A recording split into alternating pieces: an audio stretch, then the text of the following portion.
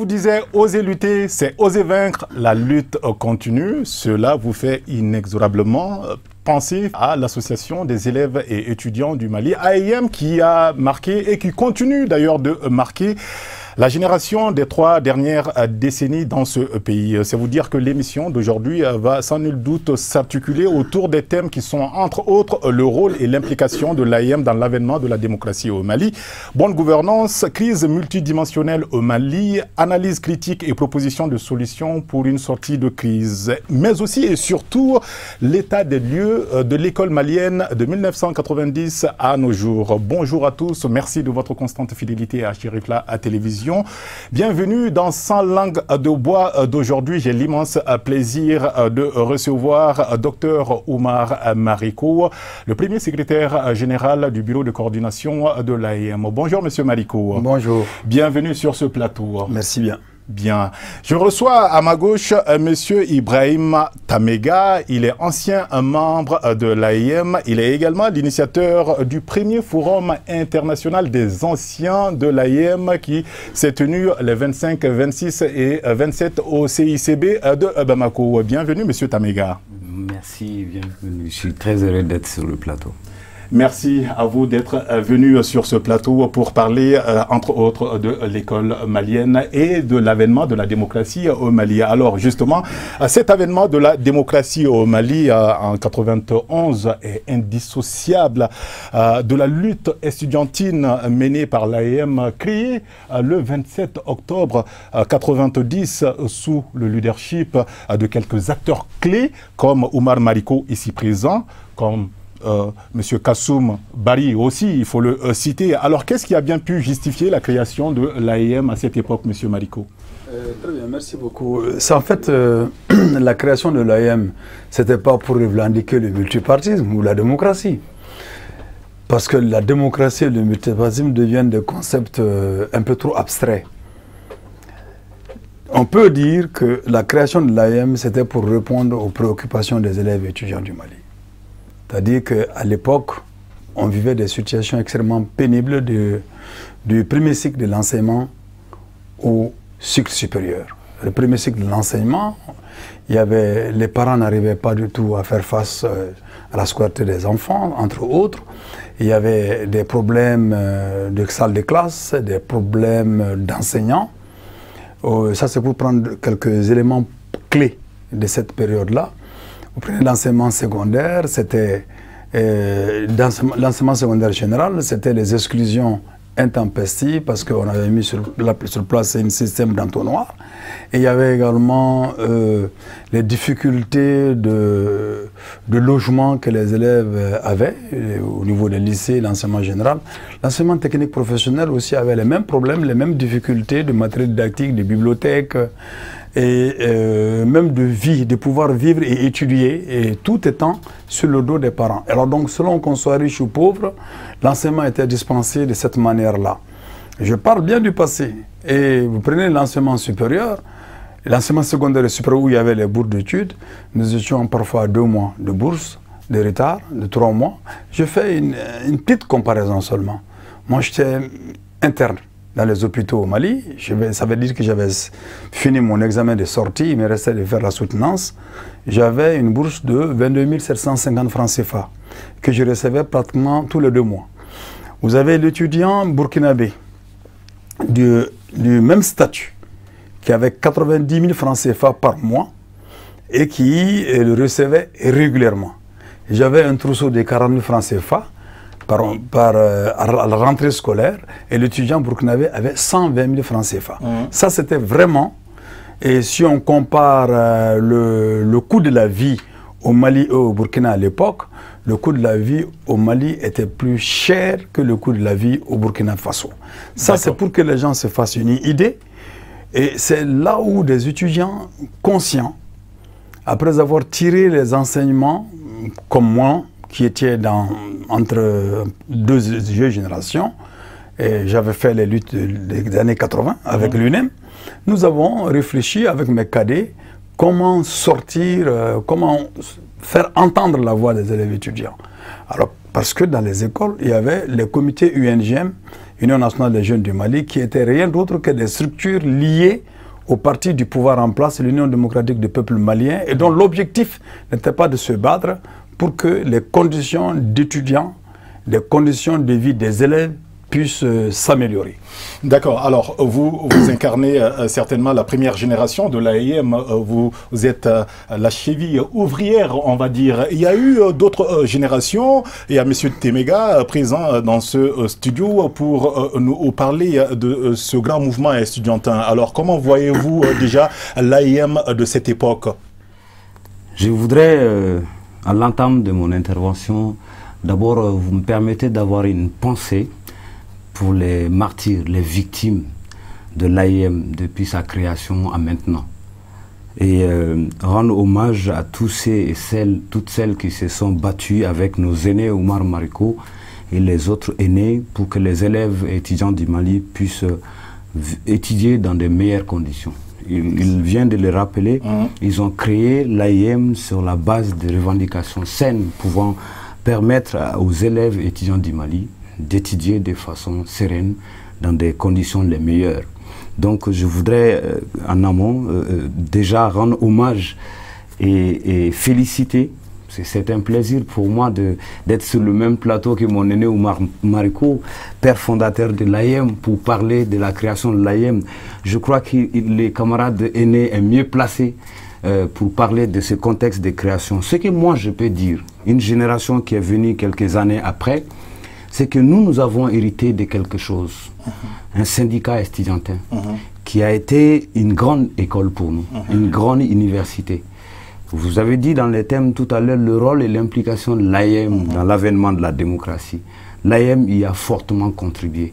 Et c'est bien sûr à travers tout cela que nous aussi, nous avons eu la chance, des années après nos aînés Oumar Mariko, de continuer à nous battre pour les élèves étudiants du Mali, de continuer à nous battre pour qu'il y ait plus d'écoles, plus de salles de classe, plus d'enseignants, plus de matériel, plus de programmes développés pour que l'école malienne puisse continuer à répondre aux aspirations de ceux qui l'ont initié bien des décennies avant.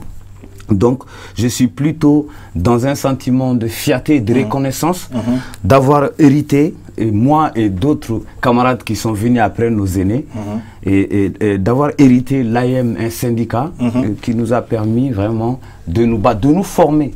Parce qu'aujourd'hui, si nous sommes militants, nous devons beaucoup à l'AIM. Si nous avons une fibre patriotique qui nous permet de nous battre pour le Mali, nous le devons à l'AIM.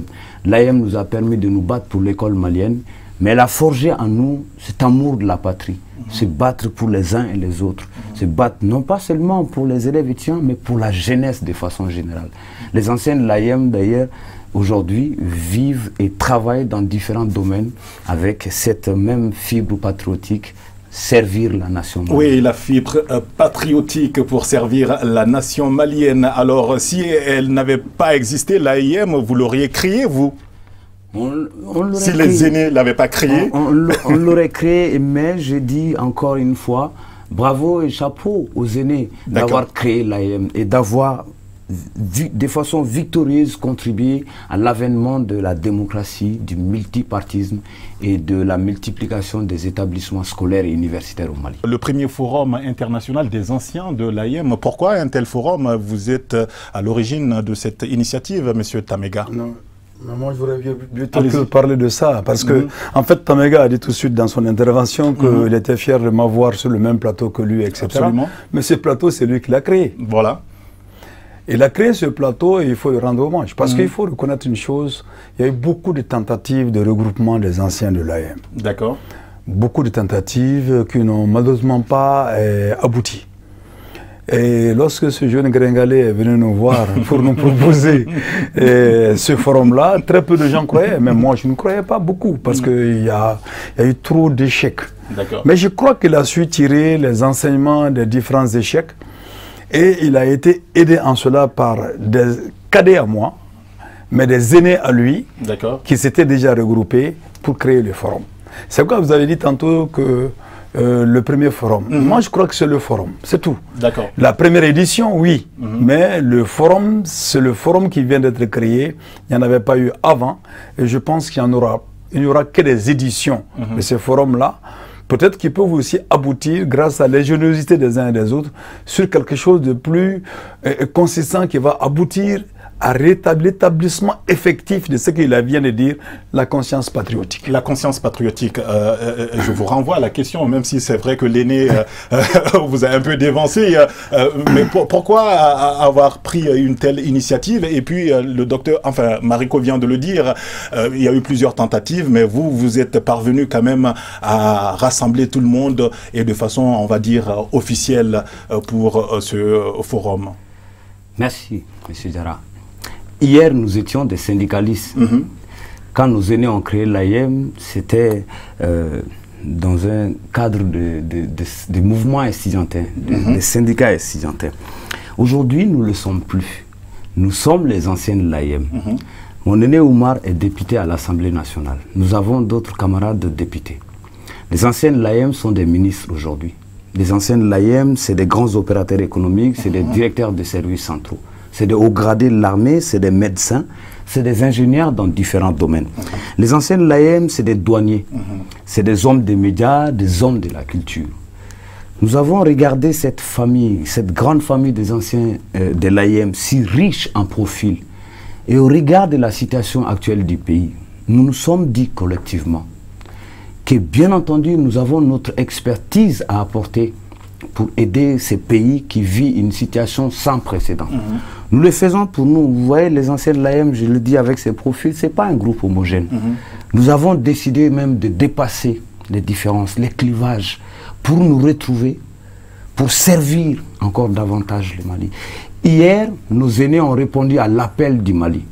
Aujourd'hui, après avoir évolué, évoluant aujourd'hui au niveau de toutes les sphères de la République, nous sommes convaincus que nous avons notre expertise à apporter pour aider ces pays à sortir de l'ornière. Et ça ne commence pas d'aujourd'hui. Peut-être qu'on l'avait fait individuellement, mais nous avons décidé de le faire collectivement. Ces savoirs différents et complémentaires. Oui, nous sommes complémentaires. Et à travers l'initiative de ce forum, bien entendu, vous avez vu l'engouement déjà pour nous tous de nous retrouver. Nous avons un trait d'union. Ce mouvement a créé quelque chose en nous. Ce mouvement AIM a créé quelque chose entre nous. Cette forme de solidarité qu'on veut bonifier au service de nous tous, les anciens de l'AIM, mais aussi au service d'Imadi. Oui, au service de la nation. De la nation. Oui, tout à fait. Le forum est venu de ce sentiment-là, avec cette volonté de nous retrouver, servir le Mali. Mais aussi, il y a un point très important là-dedans. C'est la solidarité entre nous, entre les anciens de l'AIM. Je le disais, beaucoup ont peut-être évolué professionnellement, ministres, députés. D'autres ont aussi été victimes pour avoir été membres de l'AIM. Donc le forum, à travers ses objectifs, ses idées, c'est aussi permettre à l'ensemble de la famille de penser aux uns aux autres. C'est-à-dire le problème d'un ancien de l'AIM, de mon camarade Aîné Oumar, d'autres camarades qui ne sont pas sur ces plateaux, c'est mon problème. Leur problème, c'est mon problème, c'est leur problème. Et c'est ensemble que nous allons résoudre nos problèmes. Ensemble, nous voulons contribuer à résoudre les maux de ces pays. Alors, avant d'aller loin, M. Tamega, on sait que Mariko, c'est la première génération. Vous, en termes de classement, vous êtes venu combien d'années après les Mariko? Moi, j'ai commencé l'AIM à partir de 1996. D'accord. 95-96, donc à partir de l'école fondamentale avant d'arriver au lycée technique. D'accord. Et donc, quand je suis arrivé au lycée technique, tout de suite, j'ai voulu être secrétaire général du lycée technique à partir de la 10e année parce que j'avais compris au sein de cette association qu'il y avait un combat digne à mener, un combat noble à mener. Donc, à partir de la 10e année jusqu'en terminale, j'étais secrétaire général. D'accord. Allez, monsieur Mariko, certes, l'AIM a largement contribué et il l'a dit au prix de sang des martyrs au renversement du régime de Moussa Traoré. Mais que reste-t-il de son engagement dans la quête d'une amélioration des conditions de vie, le cadre scolaire, on va dire? Merci bien. D'abord, je vais préciser. Hein. Oui. L'AIM n'a pas contribué comme les gens aiment le dire, oui. À l'époque, je dois rendre hommage à un vieux qui m'a dit « Arrêtez d'être humble, dites les choses comme ça s'est passé ». C'est l'AEM qui a été la plate tournante de ce qu'on appelle l'unité des différentes forces politiques et syndicales de jeunesse pour ce qu'on a dit plus tard mouvement démocratique. C'était l'AEM en termes d'initiative, en termes de capacité d'organisation et de mobilisation. Sans prétention, l'AEM était au centre. Était au centre, et la plaque tournante même de cet événement-là. Parce que l'AEM était dirigée par des gens. On dit les enfants, ce n'étaient pas des enfants. Nous n'étions pas des enfants. Moi, j'étais interne des hôpitaux. Vous avez Oumarou Dikou qui était en 4e année, école normale, école nationale d'administration. Donc, puis il avait quelques mois seulement pour être juriste. Il y avait des enseignants déjà qui faisaient des stages, etc. Donc, c'était des jeunes cadres maliens qui n'avaient pas encore eu leur diplôme, qui n'avaient pas quitté l'école et qui avaient déjà leur conscience patriotique. Donc, c'est là où nous avons assuré, nous avons secoué le choix politique du régime de Moussa Traoré, choix politique qui ne faisait pas de la place à l'école démocratique. L'école démocratique, pour nous, c'était quoi?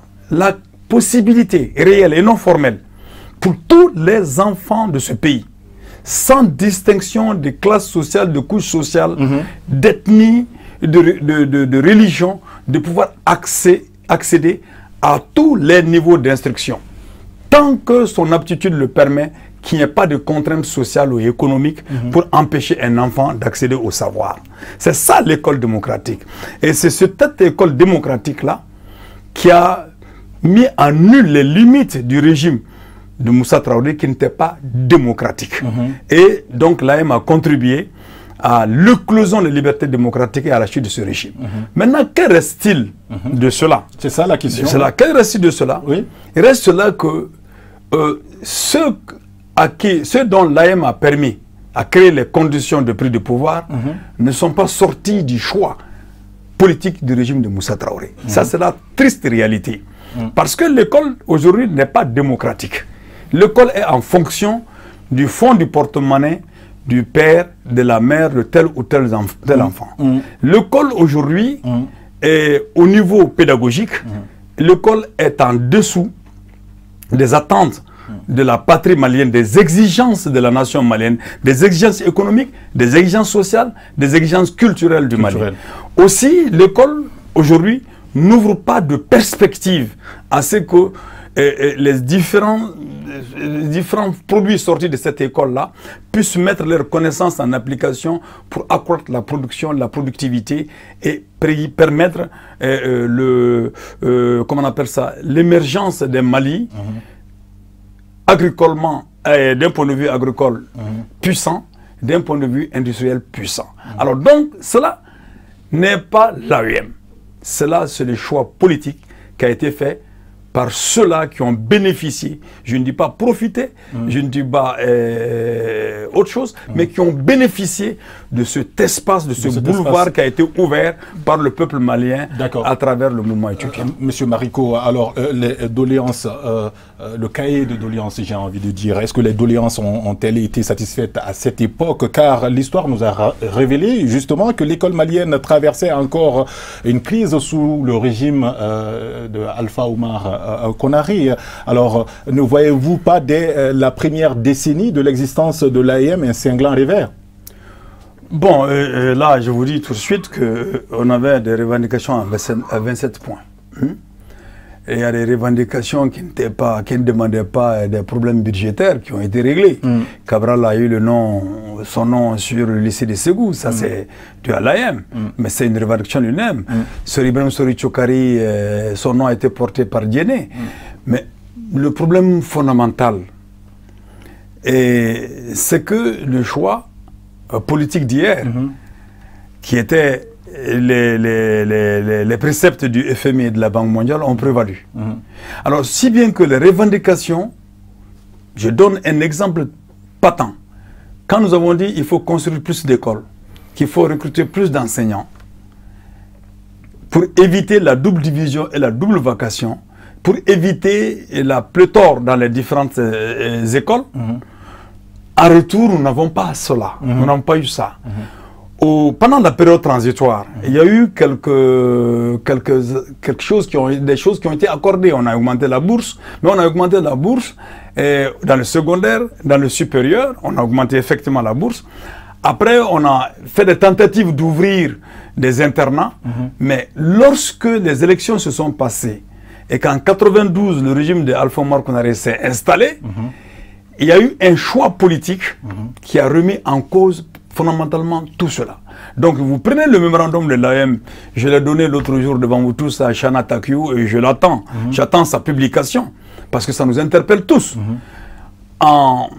Il ne faut pas oublier que nous avons enterré plus de 200 personnes et à notre cri. Et nous avons eu la chance d'être sauvés. Alors donc ce point de vue, c'est notre dénominateur commun.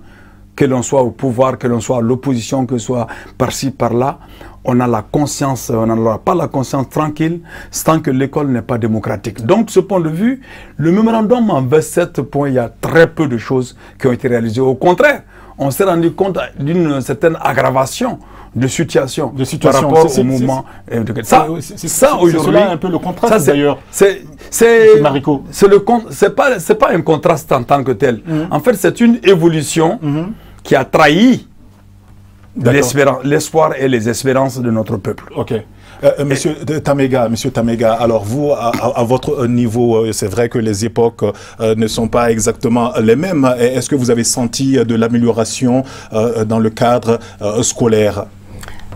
Bien entendu, nous avons senti des améliorations, nous avons obtenu gain de cause à nos revendications parce que à notre époque, on s'organisait, les cahiers de doléances étaient organisés lors du congrès. Comme à l'époque de nos aînés, on se retrouvait en congrès avec les représentants des différents établissements, lycées et écoles supérieures de Bamako et des régions. Donc on élaborait un cahier de doléances qu'on donnait aux autorités en charge de l'éducation et à travers des discussions, des négociations, on arrivait ou pas à satisfaire ces revendications. Ce que je peux en retenir et qui sont des doléances satisfaites grâce à l'AM, grâce à l'engagement militant de l'AM. Moi, je sais que quand, à mon époque, il y avait peu de lycées. À l'époque de nos aînés, Omar Mariko, on pouvait compter le nombre de lycées à Bamako ou dans les régions. Mais le combat qu'on a continué après eux nous a permis d'avoir gain de cause à certaines revendications qui nous ont permis d'avoir beaucoup de lycées dans les différentes communes de Bamako et à l'intérieur du pays. Les bourses ont été augmentées. Grâce à l'engagement militant de l'AM, c'était de 22 000 et quelques, c'est venu à 35 000 à notre époque du lycée, c'était 35 000. C'est l'AM qui s'est battu pour que les élèves et étudiants du Mali, les lycéens surtout, puissent avoir des bourses. Les trousseaux, à l'époque on donnait des trousseaux aux étudiants. Bien entendu, c'est aussi grâce à l'AM. Que les écoles Médarsa aussi puissent toucher les bourses et les trousseaux. C'est aussi grâce à l'engagement militant de l'AM. Oui, l'AM, en notre temps aussi, a pu avoir gain de cause à ces revendications dans la continuité et sur l'élan qu'avait dessiné, amorcé nos aînés de l'époque. Donc nos jeunes frères, nos cadets, je dirais plutôt, nos cadets après nous, parce que nous sommes les cadets de Oumar et les autres camarades, nos cadets qui sont venus continuent de mener le combat différemment, certes. Nous aurons l'occasion de venir Oui, d'en parler. Justement, monsieur Mariko, ici, on faisait un peu l'état des lieux de l'école malienne de 1990 à nos jours. Ça reste quand même le grand corps malade. La crise est toujours patente, monsieur. Justement, avec mon cadet, je crois que mon cadet est très doux et très cool, quoi, comme on peut le dire. Et je suis très subtil, mais moi je pense que la réalité, moi ça m'interpelle. Ça m'interpelle. Je sillonne la République du Mali. Je sillonne la République du Mali. La création des écoles communautaires est à l'antithèse et à l'antipode des revendications du mouvement étudiant. Parce que les écoles communautaires signifient, voilà, les pauvres, prenez l'éducation de vos enfants, l'instruction de vos enfants en charge. Mon fils a commencé par une école communautaire parce que je n'en avais pas les moyens. Et je payais 1000 francs par mois Mon premier garçon, qui est maîtrisard aujourd'hui, il est au-delà de la maîtrise, en dehors du Mali, en Algérie. Bon. Les écoles communautaires, il y a 15 000 enseignants dont on a besoin pour les écoles communautaires.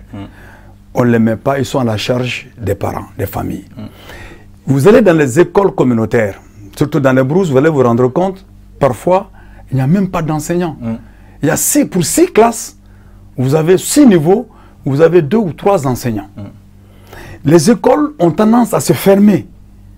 Les enseignants, en termes de qualité, voilà, nous avons des écoles de formation de maîtres qui déversent leurs produits sur le marché et ces enseignants de qualité formés n'arrivent pas à enseigner dans les écoles et chacun fait de la débrouillardise. On prend d'autres personnes qui n'ont pas les mêmes, le bagage pédagogique qu'il faut, le bagage intellectuel qu'il faut pour enseigner les enfants. Nous avons aussi dans les écoles supérieures des filières qui existent, qui produisent à longueur de journée des chômeurs parce qu'il n'y a aucun accès au travail. Parce que la production n'est pas organisée. Parce qu'on va à l'école pourquoi? Pour être instruit. Instruit, oui, pour l'instruction. Pour la connaissance. Oui. Et l'éducation, qui n'est pas seulement à l'école, mais qui est aussi à l'école, pour forger une conscience patriotique. Donc, on va à l'école pour ça. Mais, et si l'économie ne répond pas aux besoins des ressources humaines formées, ça donne ce résultat-là. Je dois dire en réalité que l'école était encore très malade. Il faut tirer le chapeau aux enfants de ce pays qui ont su lancer des défis réels à ceux qui assurent la destinée de notre pays du point de vue politique, mais que ceux-ci ne sont pas au rendez-vous. Ceux-là ne sont pas au rendez-vous du défi lancé par l'école malienne, par les enfants de ce pays, par le peuple malien. Et il faudra craindre d'autres explosions. Oui, alors ça reste le grand corps malade, vous l'avez dit vous-même, vous le reconnaissez, absolument. Mariko. Alors que faudra-t-il faire pour le guérir, ce corps malade? Parce qu'on sent quand même qu'il y a encore de la disparité au sein des classes sociales. J'ai vu dans une de vos thématiques que vous souhaiteriez instaurer la gratuité de l'enseignement sur toute l'étendue du territoire national. Cela est-il possible? Oui, parce que dans d'autres pays comme la RDC, qui quand même reste un pays en crise aussi, ils arrivent à obtenir la gratuité. En tout cas, ils l'ont lancé. Je crois que... Allez-y, allez-y. La question de l'école se résume beaucoup à une question de volonté politique aussi. Merci. De volonté politique. Nous devons tous ensemble penser à sauver l'école malienne. Les autorités, la société civile, les parents, les élèves, les étudiants aussi. L'avenir du pays dépend de cela. Par exemple, pour ma part, je vis à l'étranger. Je vis en France depuis 18 ans à peu près. Je vois comment on s'occupe de l'école. L'enfant, c'est une richesse nationale. On investit sur lui pour préparer demain. Et on réfléchit, comme l'aîné l'a dit tout à l'heure, on réfléchit à des programmes, à des filières de formation. Qu'est-ce que le pays a besoin? Dans quoi nous devons investir pour développer l'économie, pour développer l'agriculture, pour développer la santé? Est-ce que ça sert à quelque chose de former chaque année des milliers de juristes alors qu'on a plutôt besoin des économistes, des ingénieurs pour développer des secteurs clés? Donc il faudrait réfléchir, il faudrait en faire une priorité nationale. Il faudrait en faire une priorité nationale. On a des aînés parmi nous qui ont fait des propositions très intéressantes. Oui. Par exemple, il faut rendre l'école, par exemple, obligatoire jusqu'à 16 ans. Et que les enfants soient pris en charge par l'État, par les autorités. Il faut bannir cette notion de violence dans l'espace scolaire. Et quand je dis cette notion de violence, je ne suis pas encore là à incriminer, comme beaucoup ont l'habitude de le faire, à incriminer l'AEM. Oui. Ce qui se passe. Aujourd'hui, l'école aussi est à l'image de la société. Absolument. Hier, à notre temps, des jeunes de 12 ans, 13 ans ne pouvaient pas se permettre de braquer des gens dans la rue pour les arracher leurs motos. Aujourd'hui, dans les quartiers, les enfants, parce que les parents ont aussi démissionné, on se retrouve avec une jeunesse violente, une jeunesse qui prend les armes, une jeunesse qui braque, une jeunesse qui vole, malheureusement. Et c'est les mêmes jeunes qui vont à l'école. Et donc, la violence ainsi s'invite à l'école. Parce que les parents ont démissionné à la maison. Parce que je pense que nos aînés qui nous écoutent, ils savent comment ils nous ont éduqués, ils nous ont inculqué des valeurs. Et si aujourd'hui on ne fait pas attention à nos enfants et qu'on les laisse comme ça, vivre dans la violence, vivre dans le vol, je m'excuse du terme, peut-être c'est exagéré, mais oui, c'est ça qui continue aussi au sein de l'espace scolaire et c'est ça qui amène la violence. D'accord, monsieur Tamega, monsieur Mariko. Je n'irai pas d'abord dans la violence, mais je vais dire simplement que... Avant d'aborder le second volet... D'accord, je vais dire simplement que les revendications de l'AM étaient contre le désengagement de l'État comme responsable de l'éducation, de la prise en charge de l'éducation. Ceux qui ont pris le pouvoir en 92 l'ont compris, mais ne l'ont pas fait. Donc pour que l'école change, le problème de l'école, c'est le pouvoir politique, c'est le pouvoir d'État qui est responsable. Les différents régimes qui se sont auréolés du titre de démocrates n'en sont pas des démocrates. Ils ont simplement accepté le dictat du Fonds monétaire de la Banque mondiale de désengager l'État de la prise en charge de l'éducation, de la formation, de l'instruction des citoyens de demain. Et ils se sont eux-mêmes fait leur place dans l'ombre en créant des écoles privées à eux et en mettant leurs enfants à l'abri de la nécessité à les envoyer dans les écoles et à l'extérieur. Donc, en réalité, la seule chose qu'on pourrait reprocher aux parents, c'est de n'avoir pas compris que les pouvoirs qui nous guident, qui nous dirigent, sont des pouvoirs qui sont contre leurs enfants. Ça, c'est une réalité qu'il ne faut même pas édulcorer. Parce que là, on cherche l'argent pour qui? Pourquoi? D'abord, c'est pour les enfants. C'est pour le bien-être. Nous sommes aujourd'hui des adultes. Nous nous sommes battus hier pour changer nos conditions, mais nous serons bien des piètres individus si nous sommes incapables d'assurer le minimum pour nos enfants. Donc, la violence dont il a fait part, je parle de cela, la violence qui est dans les écoles, là, ce n'est pas une violence des élèves étudiants, c'est la violence des pouvoirs publics. C'est les pouvoirs qui, ayant compris que les élèves étudiants sont une force capable de les secouer, alors ils ont transporté la violence que les élèves étudiants peuvent faire contre eux en violence intrascolaire. Et en quoi faisant? En armant les gens. C'est les pouvoirs qui arment. Je le dis sans détour, sans embâche. Et j'attends la riposte. J'attends la riposte des différents présidents qui se sont succédés. Doit-on comprendre que vous êtes en train de dire que, enfin, ce sont les pouvoirs politiques qui instrumentalisent? Ils instrumentalisent, ils vont jusqu'à... Les élèves étudiants. Ils les instrumentalisent. Aujourd'hui, il y a un étudiant qui est en prison. Il y a un président qui est en prison, Suleiman Sidibé. Il est en prison parce que simplement, on ne voudrait pas qu'il soit le responsable des étudiants, qu'il dirige l'AEM. Aujourd'hui, l'AEM d'hier, là, ils ont le pouvoir à tout faire pour que les élèves ne choisissent pas librement et démocratiquement leurs camarades pour assurer la défense de leurs intérêts. Donc aujourd'hui, en fait, pour tout dire, il faut l'État pour prendre en charge les élèves étudiants et l'école de notre pays. Monsieur Mariko Tamega, rapidement, en deux mots, s'il vous plaît, parce qu'on va aborder le second volet. Est-ce que on est parti d'un point A à un point d'arrivée Z? Est-ce que cette grande lutte de l'AEM aujourd'hui est-elle vouée à l'échec? Non. Elle n'est pas vouée à l'échec. Elle n'est pas vouée à l'échec parce que chaque génération assume sa part de responsabilité dans un combat en s'appuyant sur ce qui a été de juste et beau. Pourquoi je le dis que ça n'a pas échoué? Ça n'a pas échoué. J'ai eu de l'espoir à partir du FIA, je l'ai dit à ceux qui veulent m'entendre. Moi, j'avais désespéré pratiquement. Mais pourquoi j'ai eu du tonus et de l'espoir? Pourquoi je dis que ça n'a pas un échec? Parce que les étudiants, les élèves étudiants, les anciens de l'AEM ont osé venir aux premiers responsables qui ont créé l'AEM. Hier, ce n'était pas possible. Ça veut dire qu'il y a quelque chose qui se passe. Ça veut dire que nous avions, n'oubliez pas une chose, nous étions des héros à la chute du régime de Moussa Traoré. Mais à partir de 92, nous étions des parias. Des parias. Et pendant tout ce temps, l'AEM défiguré a suivi toutes les générations AEM qui sont venues après nous. Et aujourd'hui, les jeunes se sont rendus compte, même n'étant plus sur les bancs, se sont rendus compte que, attention, nous sommes en train de nous auto-flageller alors qu'en réalité, c'est ceux-là qui sont au pouvoir qui nous ont dévoilé. Monsieur Tamega, rapidement ta réaction, votre réaction sur cette même question, échec ou pas? Non, je n'ai pas de sentiment d'échec. Je pense qu'il y a de l'espoir. C'est pour ça que les cadets d'aujourd'hui doivent s'inspirer des aînés.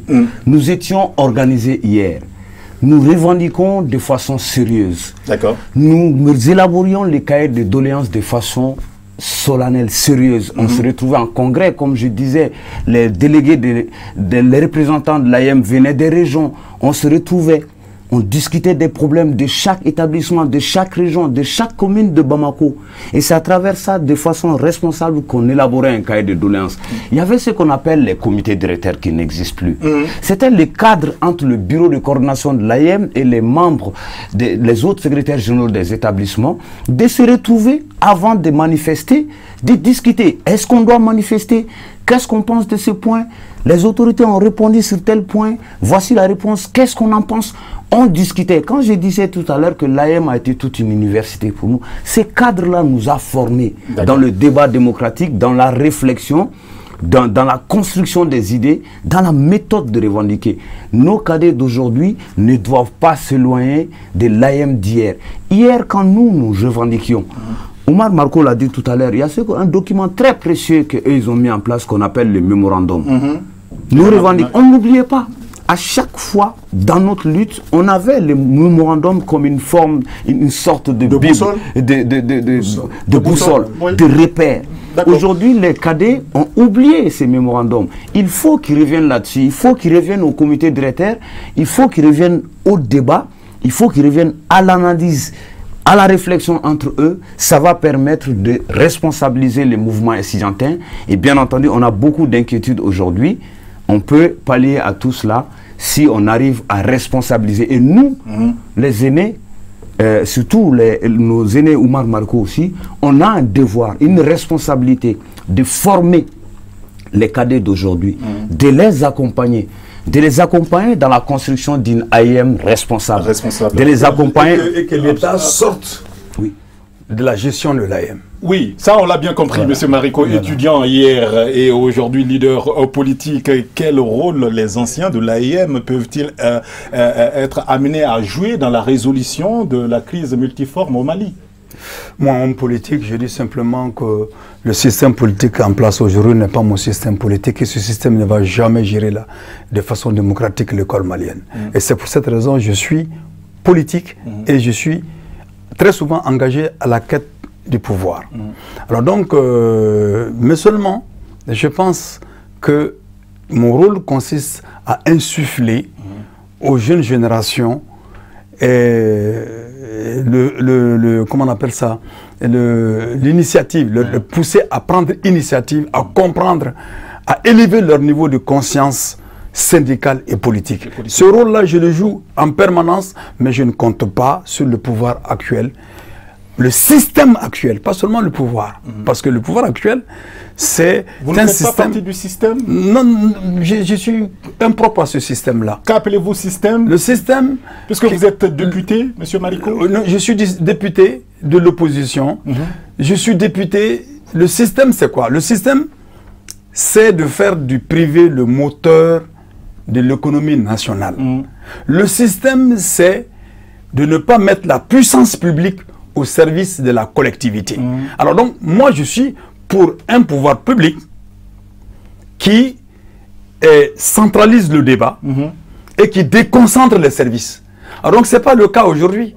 Et ce système a été installé pour moi, par exemple, le FMI et la Banque mondiale, lequel doit sortir du programme d'ajustement structurel. D'accord. Alors que le système actuel extravertit l'économie et fait des jugements, des recettes, des solutions du programme d'ajustement structurel du FMI et de la Banque mondiale, la ligne directrice de l'économie, de l'école et de la politique. Alors donc je ne suis pas de ce système-là. C'est pourquoi je suis en permanent combat en permanent combat. Et il peut m'arriver d'avoir quelques atomes crochus à des moments précis, mais cela ne fait pas de toi un homme du système. La démocratie, M. Tamega, n'a-t-elle pas plané le spectre d'une grande désillusion, d'une grande illusion, je veux dire, une grande illusion de meilleur lendemain auquel aspirent les peuples en ce moment, parce que sous la Première République, on a vu que les pans, en tout cas, les secteurs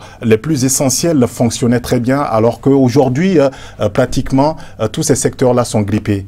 C'est la mauvaise interprétation et la mauvaise utilisation de cette notion de démocratie, peut-être qui nous a conduit à ça. Sinon, quand nos aînés se battaient pour le multipartisme, pour la démocratie, la liberté d'expression, c'était des choses extraordinaires et positives auxquelles on aspirait tous. Je ne pense pas que les Maliens souhaitent revenir à l'ancienne époque où on était sous dictature. La démocratie, peut-être, il y a eu des échecs de l'avènement de la démocratie à maintenant. C'est à nous de tirer les leçons, de regarder un peu comment ça fonctionne ailleurs. Mais la notion de démocratie, même avant la notion de dictature ici, dans notre société même, on avait des formes d'organisation sociale synonymes à la démocratie qu'on voit. On discutait en débat, nos sociétés étaient organisées aussi. Il faudrait qu'on trouve le juste milieu entre ce qu'il y avait ici et ce qui nous inspire ailleurs pour construire notre nation.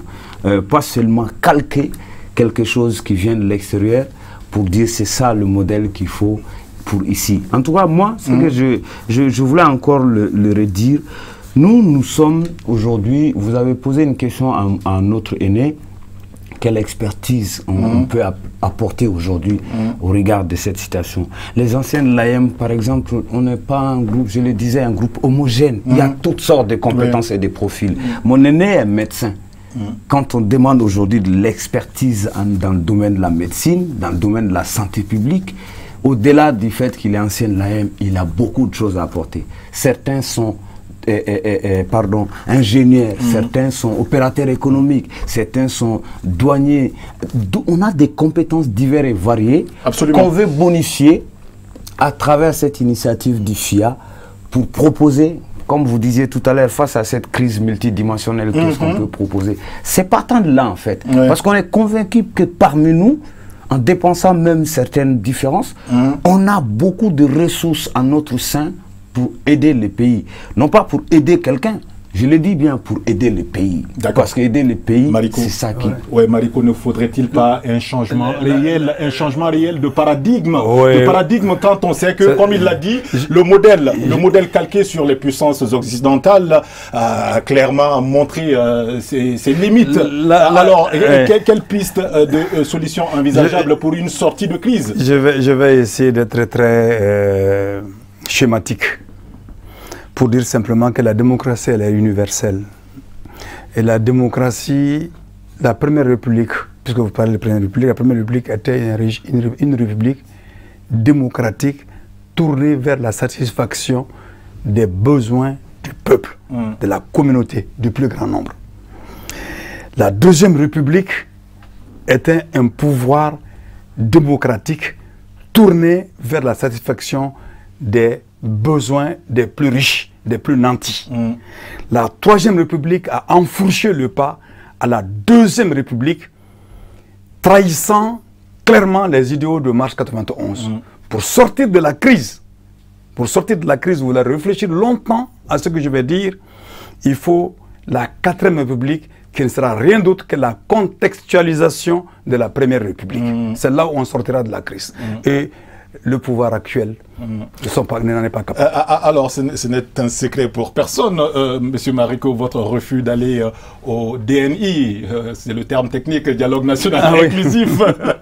Alors, en tant que leader politique, sous la bannière de Sadi, évidemment, changeriez-vous de fusil d'épaule en tant qu'ancien de l'AIM? Je voudrais dire par là, est-ce que vous accepteriez d'aller au dialogue national inclusif en tant qu'ancien secrétaire général de l'AIM? Bon, de toute façon, le dénominateur commun est connu, c'est la patrie. Mais je vais vous dire une chose, moi je suis fatigué des folklores. Mon pays est dans une situation qui me coupe le sommeil. mon pays a explosé. Et il y a des gens qui le nient. Et malheureusement qui ont la décision. C'est les gens du pouvoir le nient. Ils nient la situation actuelle, où ils ne comprennent pas les enjeux. Alors donc, de ce point de vue, ce qui se prépare là, ce qui se fait, c'est beaucoup plus du folklore et du déjà-vu.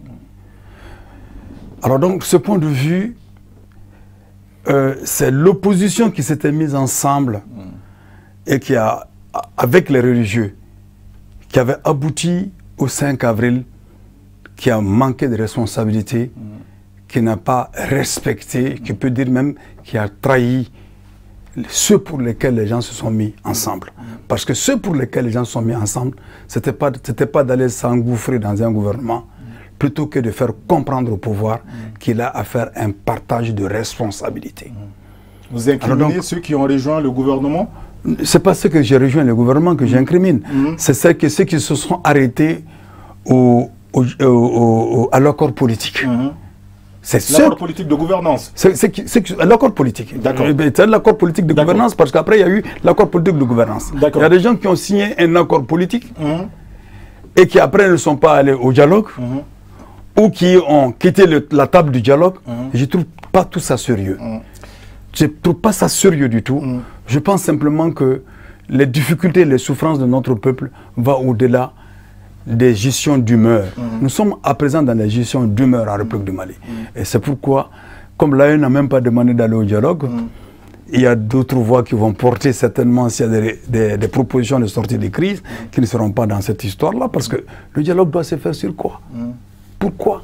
On n'a pas besoin de tout cet tintamarre. Sur des grandes thématiques, par exemple. Quelles sont les grandes thématiques? Parce qu'il y a quand même une ressemblance. Par exemple, quelles sont les grandes thématiques? Oui, il y a une ressemblance lors de votre forum des anciens de l'AIM, quand vous parlez de bonne gouvernance, quand vous parlez de la lutte, quand vous parlez de la lutte contre la corruption.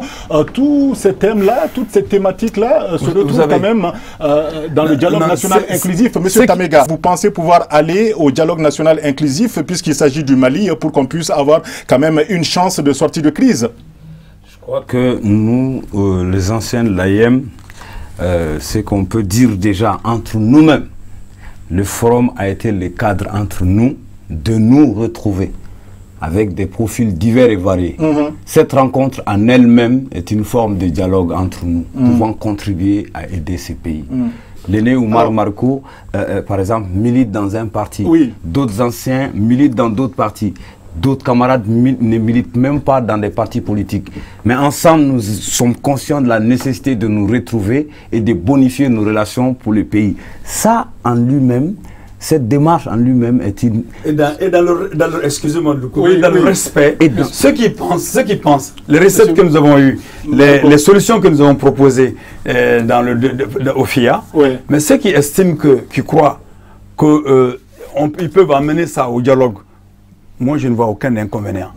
Mais ils acceptent aussi ceux qui ne partent pas au dialogue, ne croyant pas cette situation. Ce qui importe, ce n'est pas le rassemblement massif. Ce qui importe, c'est le débat et le résultat qui sort du débat. Et ce qui importe, c'est la volonté politique d'appliquer ces résultats. Une chose est claire, on parle de gouvernance, on parle de corruption, mais tout ça c'est des pipeaux. La question du Mali, là, la gouvernance, c'est une question de programme politique et d'orientation politique. Monsieur Mariko, on constate quand même qu'il y a beaucoup d'anciens de l'AIM au sein de l'actuel gouvernement. Alors, maintenant, si vous décidez de faire un forum et de rassembler tout le monde, alors que, bon, il y a quand même des avis divergents, ça peut révéler la complexité. Non. Allez-y, allez-y. Je l'ai dit tout à l'heure, hein, il faut se savoir différent et complémentaire. Nous le pensons, nous n'accepterons plus qu'on nous dresse les uns contre les autres. Nous devons nous tirer vers le haut pour l'intérêt de notre pays. Et les anciens de l'AIM savent que ce n'est pas eux qui ont la décision de gestion du pays aujourd'hui. Même s'ils sont ministres ou s'ils sont saisis, ce n'est pas eux qui ont la décision. On le sait. Et ensuite, les anciens de l'AIM ont dit ceci. Ils ont dit, voilà de ce que nous pensons de l'école malienne.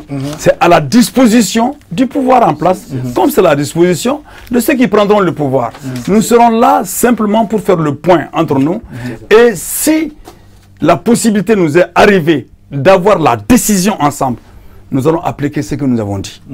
Nous ne pouvons pas en faire une exigence à un pouvoir qui est en place, mais nous ne pouvons pas non plus dire à ceux qui sont avec nous de ne pas aller, et qui sont avec le pouvoir de ne pas aller dire, voilà, on ne dira pas qu'ils ont trahi en amenant ce que nous avons dit. On ne le dira pas. On ne dira pas non plus que l'autre rend la situation difficile en n'allant pas. Ça, c'est l'expression plurielle de gens conscients que de leurs limites politiques.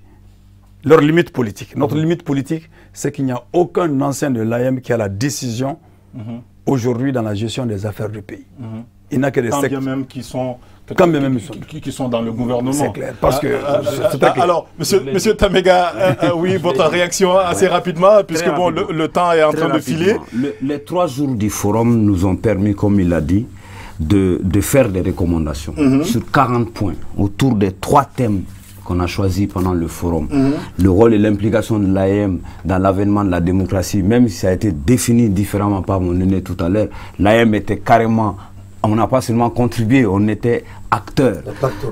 Donc, la bonne gouvernance, toutes ces questions-là, l'état de l'école, nous avons élaboré une recommandation. Nous avons fait des fortes propositions qui sont soumises à qui ça intéresse, les autorités, même les partenaires du Mali, pour aider ces pays. Le cadre du FIA, c'est aussi cela. On ne pourra pas nous reprocher, les anciens de l'AM, d'avoir regardé ces pays sombrer et de n'avoir rien fait. Conscients de nos expertises et de nos profils différents, nous avons réfléchi ensemble sur 3 jours, non pas sur un événement de 1 jour, mais sur 3 jours, pour avoir des vrais cadres de réflexion, de rédaction, de propositions. Et des propositions concrètes sont sorties du FIA, qui sont là, en termes de recommandations, qu'on a soumis. L'aîné l'a dit tout de suite, ces recommandations, c'est à la portée. Nous pensons qu'il y a beaucoup de propositions là-dedans qui peuvent permettre, qui peuvent aider aujourd'hui, contribuer à résoudre beaucoup de maux de ces pays. Et d'ailleurs, le FIA-AM, nous avons décidé à travers cet événement que chaque fois que c'est nécessaire, les anciens de l'AM vont dépasser les clivages et les différences pour se retrouver, débattre des grands sujets de la nation et faire des propositions. Ça, c'est très important. C'est un exemple précis, là, M. Mariko, qui parle, enfin, qui est leader politique, Sadi, qui décide de ne pas aller au dialogue national inclusif, alors que d'un autre côté, M. X, d'une autre tendance, d'un autre bord, décide d'aller au dialogue national politique. Vous êtes tous du FIA, en fait. Est-ce qu'il y a véritablement consensus? C'est ça, en fait, la question. Ce n'est pas la recherche du consensus, c'est la recherche des idées justes à mettre ensemble. Maintenant, l'application de ces idées justes, il y a un consensus. Le consensus, c'est quoi? C'est que ceux qui estiment que le pouvoir peut le faire, peuvent le porter. D'accord. Mais ceux qui estiment que le pouvoir... Tout en restant au... FIA. FIA. Oui, ancien de l'AM. D'accord. Mais ceux qui estiment que le pouvoir ne peut pas le porter, observent. Et l'histoire nous dira, l'histoire vient de nous dire que l'AEM n'était pas si mauvaise, que ce n'était pas des parias. Après 29 ans, c'était inimaginable de retrouver certains anciens de l'AM.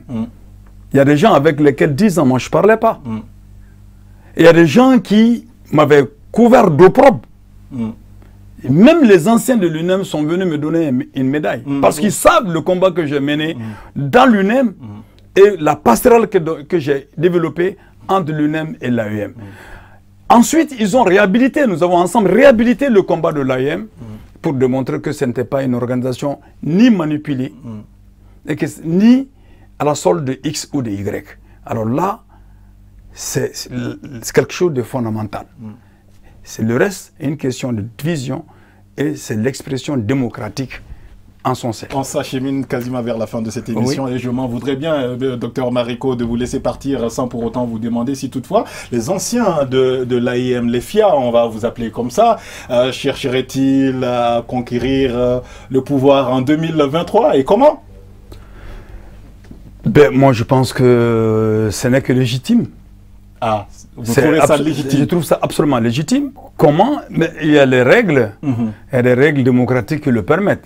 Si les FIA pensent qu'ils ont un candidat qui peut porter le programme qu'ils ont ici mieux que ceux que d'autres, mais le FIA peut venir. Mais encore une fois, ce sujet n'a pas été débattu en tant que tel. Parce que les gens, moi je ne fuis pas les débats.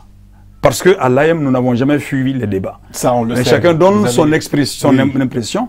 Mais je pense que si les anciens de l'AM, les FIA, se mettent ensemble pour dire nous allons vers une candidature pour briguer la magistrature suprême, je pense que ce n'est que légitime. Monsieur Tamega, alors, est-ce que vous préparez déjà 2023 ? Les anciens de l'AM? Les anciens de l'AM sont en train de consolider leurs liens, de développer leurs capacités. Ça, on l'a déjà compris. Je pense que le FIA s'articule autour de ça. Parce que, vous savez, à travers ça, il y a beaucoup de pièges, d'interprétations qu'on peut être amené à faire. D'où cette émission, d'ailleurs, pour informer vrai. Justement. Donc, en attendant, pour le moment, nous avons notre pays qui vit une situation sans précédent. Nous nous sommes décidés à nous retrouver pour apporter des propositions, faire des propositions de solutions. Nous sommes à ce niveau. Nous ne sommes pas là en train d'anticiper certaines choses pouvant compromettre même notre volonté de nous retrouver, de consolider nos liens. Dans ce pays, les interprétations peuvent aller vite et détruire des belles initiatives. La belle initiative, pour nous, avant tout, c'est se retrouver, dépasser nos clivages et de faire des propositions. Je l'ai redit plusieurs fois sur ce plateau. C'est très important d'insister là-dessus. Nous ne voulons pas permettre, d'un regard extérieur, qu'on ait une image du FIA, qu'on nous diabolise encore, comme souvent on a diabolisé les anciens de l'AM. Je pense que restons sur le cadre de réflexion que nous sommes, sur les cadres de proposition.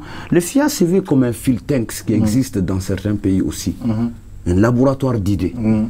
Là où on peut se retrouver vraiment de façon responsable et sérieuse, discuter des grands sujets du pays et de faire des propositions. On l'a dit, l'aîné vient de le dire tout de suite, il y a des camarades que lui n'avait pas revus depuis longtemps. Le FIA a été l'occasion de se retrouver.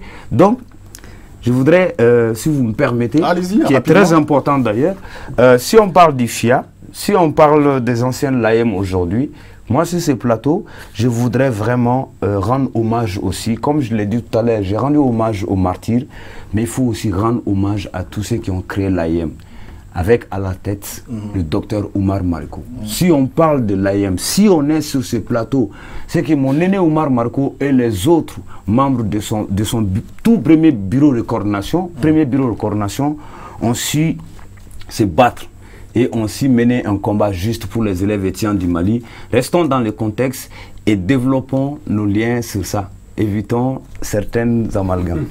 Notre pays, notre cher pays, traverse encore une grande crise. On a vu récemment avec les malheureux événements cette série de tueries, on va dire, de nos braves soldats. Alors, il faudrait bien que la donne change. Que faudrait-il justement assez rapidement pour que la tendance puisse être renversée? Est-ce que l'aide de ces troupes étrangères peut véritablement apporter quelque chose pour qu'on arrête d'assister à ces scènes macabres, Monsieur Mariko, avant de clore cette émission? Je dois vous dire que depuis 2010, je suis meurtri. Depuis 2010. Parce que avoir vu venir une situation, avoir dit des choses, avoir fait des propositions, être méprisé et jeté. Avoir pris des risques en 2012 pour rencontrer des Maliens qui ont pris les armes, être jeté. Alors qu'il y avait un dialogue qui était mis en place. C'est ce fleuron qu'il fallait entretenir. Ceux qui ont pris les armes, aujourd'hui, faisons le distinguo. Contre qui nous nous battons? Contre qui nous devons nous battre? Je crois qu'à ce niveau-là, il y a une cécité politique qui est liée à une myopie de la stratégie militaire. Le niveau stratégique militaire est myope, le niveau politique est aveugle. Alors on va sortir quoi? Chacun d'entre nous joue à sa manière. Je suis en train de jouer comme je peux jouer depuis de longues dates pour apaiser un certain nombre de situations. Mais il y a des moments, si nous ne comprenons pas que ce n'est pas la France qui va régler le problème, que ce n'est pas la Russie qui va régler le problème, que ce n'est pas les États-Unis qui vont régler le problème, que tout pays étranger qui dira aux Maliens, dialogue avec X, ne dialogue pas avec Y. Que ce pays est un ennemi au Mali, si nous ne comprenons pas ça, nous ne sortirons pas de l'ornière. En définitive, il n'y a que les Maliens pour trouver la solution à ce problème douloureux. Et la question fondamentale, c'est la confiance. Absolument. Entre ceux qui ont pris les armes, ceux qui n'ont pas pris les armes et ceux qui mènent un combat politique. Dans les jours à venir, nous allons nous exprimer publiquement sur la question. Malheureusement, cette émission touche quasiment à sa fin. Monsieur Tamega, vous soutenez aussi la thèse selon laquelle la solution, c'est par les Maliens eux-mêmes. Personne ne saura réconcilier les cœurs des Maliens mieux que les Maliens eux-mêmes. Nous avons des outils de médiation sociale très très performants qui peuvent nous permettre de se regarder en face, de se pardonner, de se comprendre. Je dis souvent, je l'ai dit sur d'autres tribunes, souvent je fais confiance, je ne dis pas de certaines organisations de griots, mais l'art du griot, la force du griot. Les griots, les hommes de la médiation sociale sont très mieux placés souvent pour nous rappeler qui nous sommes, d'où nous venons. Par exemple, pour nous éviter l'amalgame qu'on est en train de faire dans les centres en faisant croire que les Dogons et les Peuls sont opposés alors que souvent tout est monté de toutes pièces pour les opposer. Les griots, s'ils étaient là, ils pouvaient nous ramener à comprendre que jamais un Peul et un Dogon ne pouvaient être amenés à vivre ces atrocités-là entre eux. Je crois qu'il y a une amalgame, une mauvaise interprétation. Réconcilions nos cœurs nous-mêmes entre Maliens, les autres nous aideront mieux après. Merci, merci d'être passé sur ce plateau de l'émission Sans langue de bois. C'était là Ibrahima Tamega, il est ancien membre de l'AEM, l'association des élèves et étudiants du Mali, l'initiateur du Forum international des anciens de l'AEM. On avait également comme invité le docteur Oumar Mariko, le premier secrétaire général du bureau de coordination de l'AEM. Merci infiniment à vous qui êtes nos téléspectateurs. On se donne rendez-vous tout à l'heure à 21h30, disons vers 22h pour la version en langue nationale Bamanakan. Excellente suite de programme et à très vite sur Chérif la télévision.